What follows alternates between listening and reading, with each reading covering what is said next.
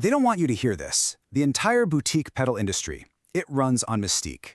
It runs on this idea of mojo, and frankly, on massive, massive markups. They're selling you a story, not just a sound. Well, today, we're prying open the enclosure, we're looking at the schematics, and we are declassifying the truth. Okay, let's get right into the evidence. On your left, you've got the Fulltone OCD. Legendary pedal, right? You see it on boards everywhere. The price? $200, sometimes more. On the right, the Joyo Ultimate Drive. It says it does the exact same thing. Its price? About $35.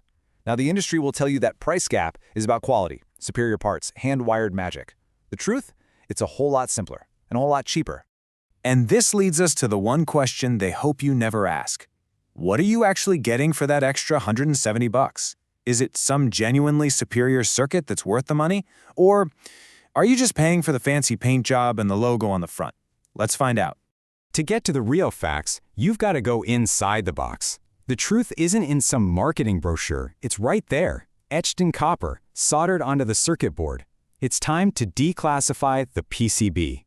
So here's the first piece of intel you need to understand. These so-called legendary circuits, they're not some secret proprietary technology from another dimension. The OCD, the clone, the tube screamer, they're all based on really well-understood public domain engineering. Once that schematic is out there, it's just a blueprint. Anyone can build it. Now, some builders, they go to pretty extreme lengths to protect this myth. There's a tactic called gooping, literally covering the circuit in black epoxy. It looks all top secret, like classified tech. But really, it's just a way to slow people down, to hide the fact that what's underneath is often deceptively simple. The heart and soul of any pedal is the printed circuit board, or PCB. This little green board is the sound. It's the blueprint. The copper traces are the roads, the components are the buildings. If you copy the map, you get the same destination. It's that simple. All right, let's examine the boutique evidence. These are the guts of a Fulltone OCD. That magic sound people talk about, that famous tube-like crunch, it comes from overdriving a JFET op-amp and clipping the signal with a couple of MOSFETs. The components are through-hole, which just means they're put in by hand. It's a solid design for sure, but it's not alien technology. Now, let's look at the clone, the Joyo Ultimate Drive. Look close. What do you see? The same JFET op-amp, the same MOSFET clipping. The core architecture that generates the sound is identical. The only real difference is how it's put together. This one uses SMD, surface mount devices. That's an automated process that just slashes labor costs. It doesn't change what the circuit does. And here it is. This is the smoking gun. When you trace the actual schematics, the electronic blueprints, and you lay one on top of the other, the truth is exposed. They are functionally identical. Same signal path, same component values. You are not hearing a $170 difference in tone. You're hearing the cost of a marketing budget and a different way of putting it together. Okay, so the circuits are the same. This is where the defense always pivots to the components themselves. They'll start talking about magic diodes, or rare capacitors, or audiophile-grade parts. Let's just dismantle this myth of unobtainium right now. This quote from a real pedal builder just cuts right through all the hype. The Klon Centaur is probably the most famous example of this, the magic germanium diodes. The creator himself built up this legend, but as this engineer points out, diodes are just simple devices with measurable specs. There's no magic. Parts with the exact same specifications are easy to find and cheap to buy. Unobtainable is just marketing speak. This brings us to a really important term for this whole investigation, component markup. It's the process of taking a standard, off-the-shelf electronic part and then inflating its price by creating a story around it, a story that has absolutely nothing to do with its actual technical performance. You're paying for the story, not the spec sheet. Let's look at the evidence on this chart.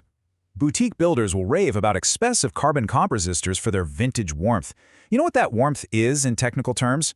It's higher noise and less stability.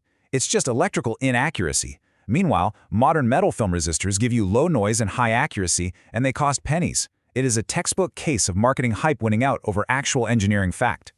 And let's take direct aim at the biggest myth of them all, the clone's so-called magic diodes. Yeah, the creator claimed they were absolutely essential, but listening tests, waveform analysis, they've all shown again and again that their actual effect on the final sound is marginal, at best. Most of the clone's famous tone comes from its unique gain stage and its clean blend, not from some mystical diode. So what are we talking about here in terms of cost? Let's get specific. The true manufacturing cost of a standard metal film resistor, a part that is absolutely critical in a pedal circuit, is about 1 cent.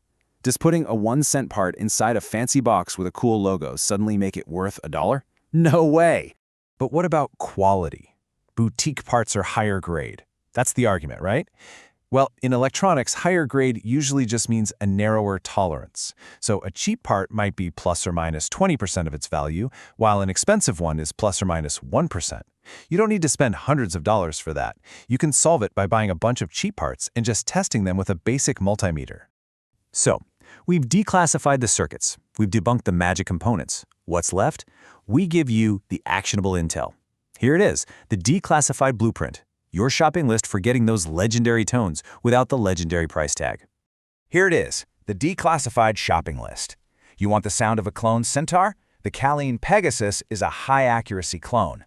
For that classic Fulltone OCD tone, the Joyo Ultimate Drive is, as we've seen, virtually identical.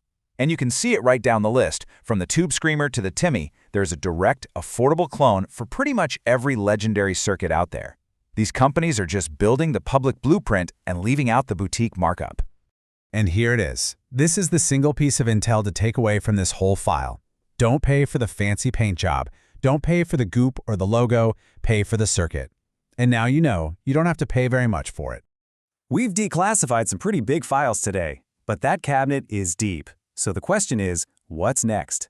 Which overpriced, overhyped pedal do you want us to put under the microscope? Drop its name in the comments below.